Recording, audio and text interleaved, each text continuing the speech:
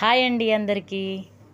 అసలు ఈరోజు మా పిల్లలైతే మస్తు ఎంజాయ్ చేసిర్రు. అంటే మార్నింగ్ పిల్లల్ని ఈరోజు హాఫ్ డే స్కూల్స్ కదా, పిల్లల్ని బస్ ఎక్కించడానికని వెళ్ళిన మెయిన్ రోడ్ పైనకి వెళ్తూ ఉంటే అసలు అక్కడ వాతావరణం పచ్చగా కనిపించేసరికి ఈరోజు చల్లగా ఉంది. అసలు ఎంత బాగా అనిపించిందో, మస్తు అనిపించింది. అసలు నా పిల్లలైతే ఎట్లా ఎగురుతున్నారు చూడండి.